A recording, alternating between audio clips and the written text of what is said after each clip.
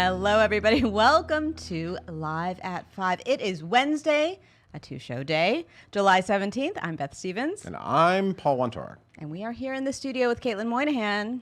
Hello. Who kind of does a little jazz hands. And we have one of our favorite people here We today. do.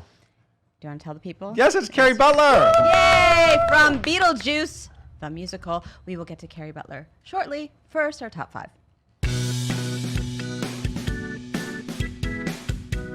Guys, the Cats movie is like really happening. It's real. So 11-year-old me kind of lost my mind today when I saw, because I loved Cats growing up. And we've been Tell the people poking all a about lot it. of fun at this Cats movie. Yes, because we have. it just sounded like, Ridiculous? really? Yes, correct. We're doing this. We're making a movie of Cats. And the casting was crazy. It's like this crazy Judi all-star Dench cast. and Taylor Swift. Super fancy cast, and it just didn't really make sense. And now the Is it trailer's making coming sense out now? on Friday, but the Universal Pictures released this like behind the scenes video today, and suddenly it's all real and it all looks fantastic, and it looks like it's going to be a lot closer to, I think.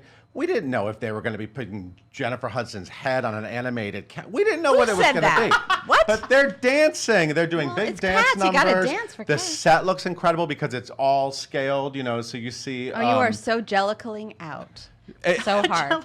It's just crazy. It's crazy, and it looks like maybe there's a little fantasy sequence element to it. I feel like some of the numbers, maybe it looks like It's Dancing Cats is all looks very fantasy. old Hollywood in some I see ways, what big you're saying. staircases, and anyway, and you get to see Taylor Swift dancing, and you see Judi Dench talking about how she was originally Grisabella. I remember that whole thing. James Corden, Jennifer Hudson. Anyway, this movie is actually happening. It's coming out December 20th. Tom Hooper, who made the Les Mis movie, is directing it. Andy Blankenbuehler is choreographing it. And check out the video because I don't know. I think people's sound excited. excitement in the office definitely was raised. And I'm also excited because I feel like we are now on the cusp of this crazy movie musical thing happening. we are. So we obviously the Lion King movie's coming out. It's not really, I mean, it's like nature. Well, we've been talking about a lot of them lately. But wait. We have In the Heights filming right now. Yes. We have West Side Story filming right now. The Prom is starting. Little Mermaid is On in the horizon, motion. And yeah. by the way, right before we went on air, we found out Javier Bardem is up for King Triton. So anyway, Look at the there's a breaking lot news. happening with Hollywood movie musicals, and all of that is good for Broadway. So I'm into it. And the Screen Star is coming in to Kill a Mockingbird. This is something I didn't see coming, and it's really awesome casting. Love, Simon, the movie. Great movie. Movie star Nick Robinson is joining the cast of To Kill a Mockingbird. He is going to play Jem Finch, taking over for Will Pullen on November 5th. Now, here's a little interesting fact. Bart Shear is obviously the director of To Kill a Mockingbird. He directed a different production, not by Aaron Sorkin, in Seattle a while ago, and Nick Robinson was I don't know if he directed it or in if he was running the the Intiman artistic Theater at the director time. of the Yeah, Intiman, yeah, but I yeah. thought he was the director. But And he anyway, so he played the role as a kid because it's a child role. he could still play it though because now the Now it's concept a is memory adults play. are playing it. Correct. So that's just a little tidbit for you, but there you go. And of course, he will be joined by Ed Harris, which we previously announced, who's taking over for Jeff Daniels as Atticus Finch, and so on and so forth. Continuing on is Celia Keenan-Bolger, who is now a Tony winner, and former vlogger Gideon Glick. Oh, they're definitely staying? As far as we know. Oh, okay. As far as we know. We haven't heard anything. Yeah, and casting has been announced for this second stage off-Broadway show. So it's called The Underlying Chris. It's the latest from Will Spell that. Eno, which Oh, means Chris. we don't know what to expect Correct. because his plays can be out of the box. Let's just say that. Second stage is doing it. It'll be directed by Kenny Leon. Previews start October 29th, and we found out it will star Lenny Klingeman, Michael Countryman, Hannah Cabal. I'm messing up these names. Keep going. Howard Overshawn, Isabel Russo. Oh, I know Isabel Russo, and more. And more. It's a spirited look, because it's Will, at how a person comes into their identity and how sometimes it is life's tiniest moments that most profoundly change our lives. Look for it this fall off Broadway. I will. I'm going to look for it.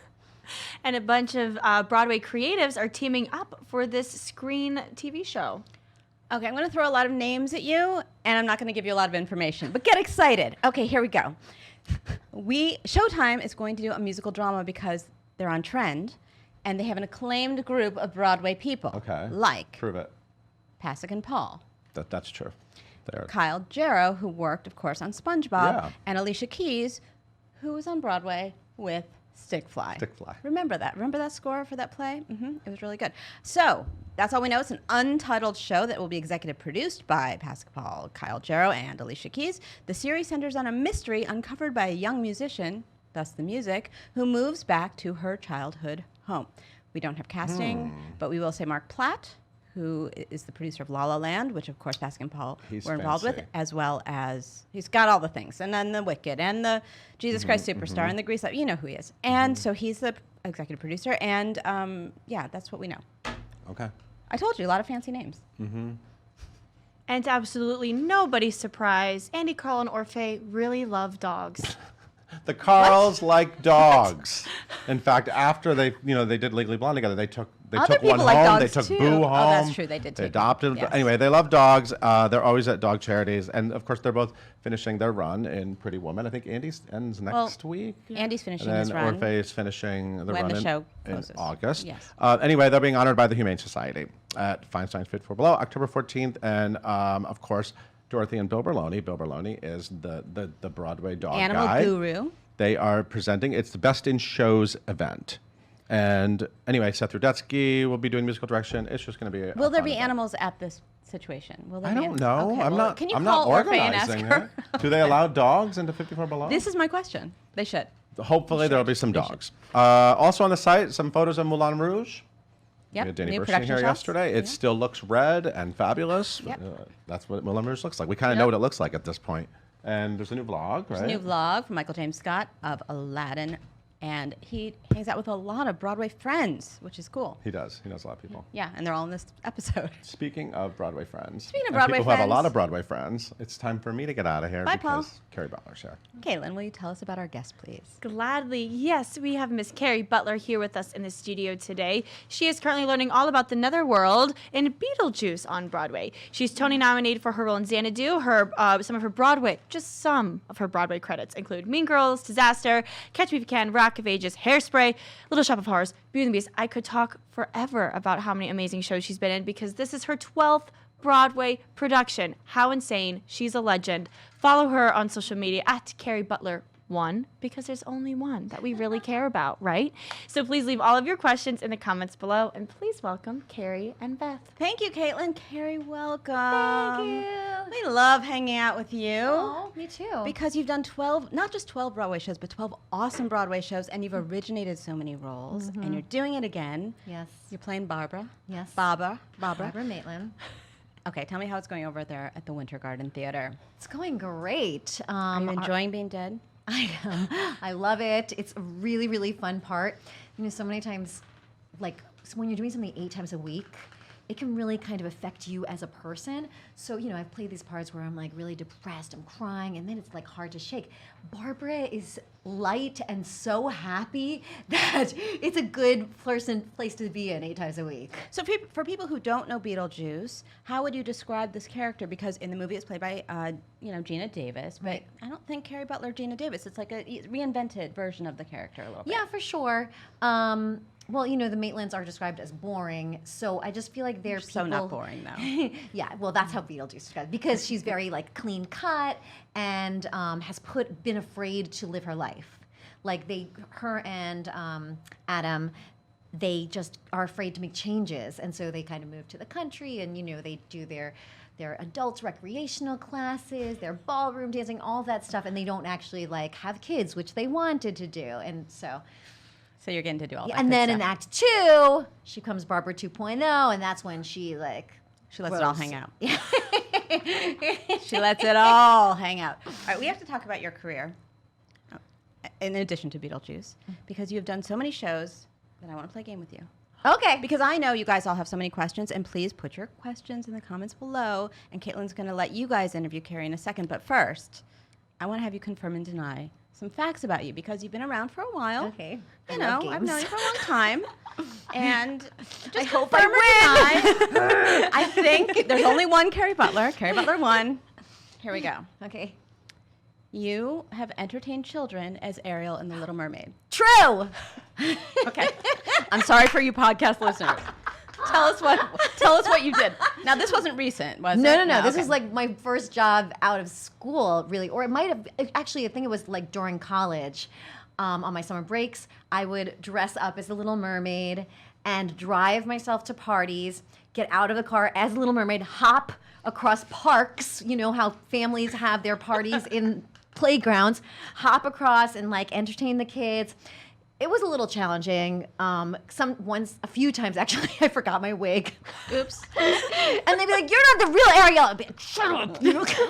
Successful party entertainer. Sometimes dads would hit on me. That's a successful party entertainer. Oh my God, the dads. Okay, I need to cool down. Confirm or deny you have been a real Disney princess? Oh, yes, I have. Confirm. Confirm. Yes, I was Belle in Beauty and the Beast. For a long time. Yes, 2.5 years. So you really worked that dress, that big ball gown. Yep. Yeah. I think that is like over 15 pounds maybe, but I think I was the longest Belle. Did you ever forget your wig? And did the dads ever hit on you? Yes and yes, no. Okay. Confirm or deny you were so bummed that Rock of Ages is back because you're busy in Beetlejuice and you can't be in it? These are only the good questions. I know you want to do that. Roll again. Okay, I'm going to say no comment, but... No comment, except for this But, comment. you know, wearing those costumes was a lot. Like, I would have There to wasn't lose like much to 10 it. pounds if I had to go back into that show. I couldn't eat. So I'm happy that I can eat as many schmackeries as I want in Beetlejuice. I have like... You're dead. It's I have just one of do what those you wanna things do. that suck you in. What are they called? Corset? Spanx? No, Spanx. Spanx? Yes, I have the Spanx. So Don't I we can eat all? as much as I want in Beetlejuice. The secrets of Beetlejuice are revealed right here on Live at 5. Okay, confirm or deny you sing to your plants? Oh, yes, I sing to my plants. And do you sing songs from Little Shop of Horrors? I have been known to do that, yeah. Check out our Instagram. I totally cheated for that one. Confirm or deny you stole your skates from Xanadu? Deny. I Okay. didn't steal them. They were I had gifted to to you. buy them. What? I seriously had to buy them. Tell us the story, 'cause I didn't know the answer to this one. Well, they were like, I asked if I could have my skates because I still wanted to continue And skating. who else would want them? I mean, And I wanted them, yes, for but who else sentimental would want value. them? No one else is gonna wear them. Yeah, I mean, you know, they were doing a tour, and so they like all that stuff. And Oh, I guess that's true. if it's non-union, I guess they could have somebody else wear the skates because union shows you're not allowed to wear anybody else's shoes. I see. But So yeah, you so wanted they, the skates, and what happened? They were like, no, we're selling them off to like a company, and so then they let me buy them. Were they expensive? They weren't cheap. Where do they live now? Where do they live? I still use them all the time. I'm teaching my 8-year-old to skate. Yeah, and That's she's amazing. she's like, "Mom, can you take me out today?" And so I like to, but every time I'm like, God, I thought I was gonna die every time on Xanadu. Everyone broke their legs. I didn't. And now can you imagine if I break something Just in teach her Central now, Park. like, and I'm out of Beetlejuice. So that's what I think as I'm teaching her. I'm like, Kerry, be careful. Okay. Confirm or deny you watched Hairspray live on TV with your children? I didn't watch it with my children. I watched it with the original Hairspray cast. Oh, that's much better. At How was that? Mark and Scott's house. Mark Shaman Shaman and Scott Whitman. They let us use their house while they were in LA, and they let us have a little original party to watch it. It was so fun. That must have been weird for you guys and like wonderful at the same time. To see other people singing your stuff. I don't know, just exciting. So happy that it has a life, and they did a great job. And you know, it was still Jerry's choreography up there, and he found some new stuff. We were really, really excited. It was really fun, That's and it was fun just awesome. to see everybody again. Okay. Confirm or deny you're a cool mom? I am a cool mom because I was in Mean Girls. Do your kids?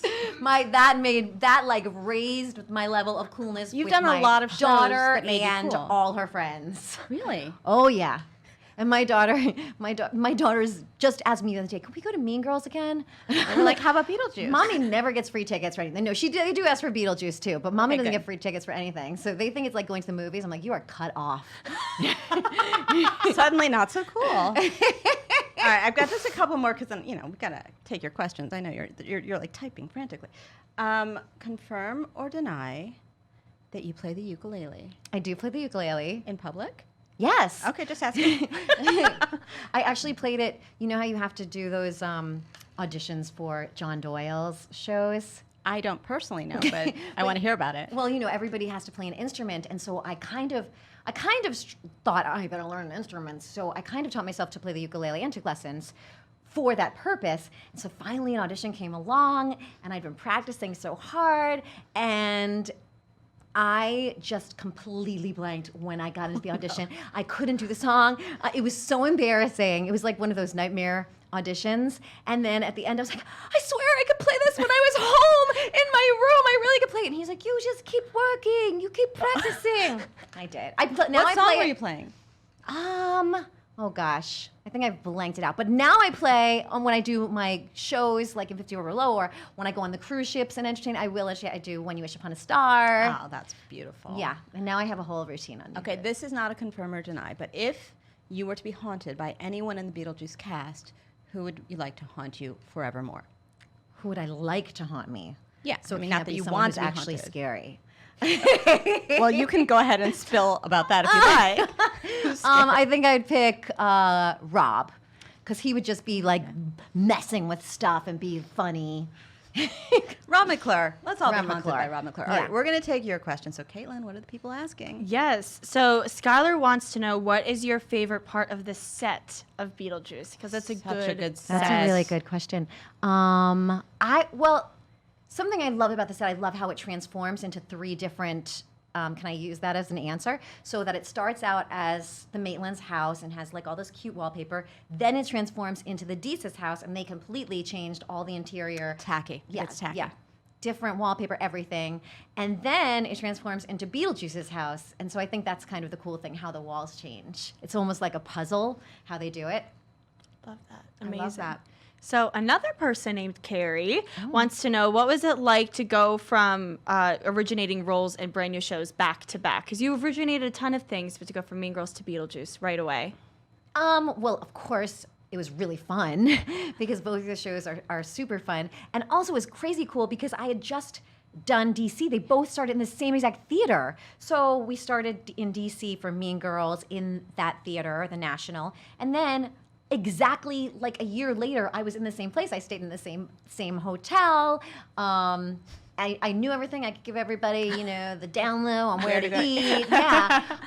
That was really, really fun. And I don't know, I love creating new shows and getting to create parts. So, it was exciting. But that being said, if you were to do a revival, which one would you want to do? I think I would do Blood Brothers. You've been saying that for years. You always and you were in Blood because Brothers. I was in Blood Brothers. I never got to go on for the part that I understudied, and just now I'm getting up close to Miss Johnson's age. I'm just saying. It's time. The time is coming. Time's coming. Yeah, so Samara wants to know, what is it like to be a working mom on Broadway? Challenging and fun. It's like, I always think of that song from Baby, I want it all. I'm like, you can't have it all. You have to There are trade-offs. There are total trade-offs. But for the most part, I feel really, really lucky, and I love it. And Do the girls come visit you at work? They do, yeah. They love to come to work. I feel like the hardest part was when they were little and I couldn't tuck them in at night. Yeah. That was and my daughters, when they would cry in the middle of the night, they wouldn't want me. They would only want their dad. Oh my I know, God, but I breaks was my just heart. with you all day. We played all day in the playground, remember? Remember me on the skates? But now they can come and hang out because they're big. Yes. Yeah. Wow. And now they love theater, and so they love coming to the theater and stuff. I love that. So Alexandra says, Beetlejuice is all about balancing life and death and all the crazy twists and turns in between. This is a nice little thing, Alexandra. What is the most dangerous or adventurous thing that you have ever done? Well, for sure, it's being on the skates in Xanadu. I really thought I was going to die every single night.